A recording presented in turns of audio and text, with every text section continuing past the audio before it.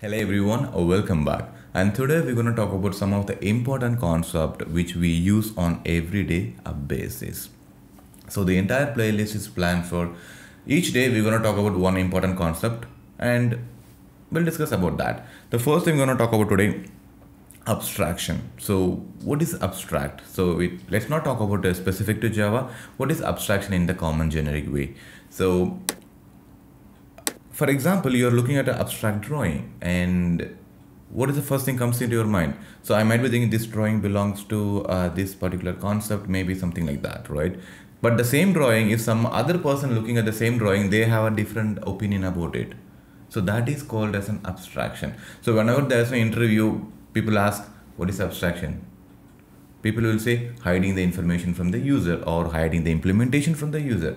But what exactly is the meaning? So if we need to understand what is the real meaning of abstraction, then it will be very easy. So we always have to compare a real world entity, so which will be easy to understand. So let's say there are a lot of things which we are using in real time and we don't know how it is working. That is a perfect example for abstraction. So you're using mobile phones, right? And you're making a call. Do you know how it is working? All we do was just dial some numbers and just press call. And it's getting connected to the other end. We will be able to hear the people's voice from the other side. So everyone knows how to use a phone, but are we really know how exactly that communication is working? So that is called as an abstraction. So if you want me to simplify even much better, everyone using brain. So we are all using our brains, right? But are we really know how the brain is exactly functioning? No, we don't know. So that is a perfect example for abstraction. But still we are able to use our brain. That is called abstract. Do you remember? Hiding the implementation. I don't know how my brain is working, but still I can use my brain. That is the providing the implementation to the user. Okay, so this is what called as a abstractions. Okay, so you might be asking, so you are saying brain is abstract. Then what about us?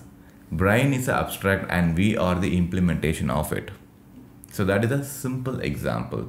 So let's talk about what is abstraction in a different ways. So to achieve abstraction, there are multiple ways of doing that. The first thing, we can use abstract class to achieve abstraction. At the same time, we can use interfaces as well. But what exactly is the difference between these two? So when you're using abstract class, we are kind of achieving only partial abstraction, not complete abstraction. But when you're going for interface, we can achieve 100% abstractions.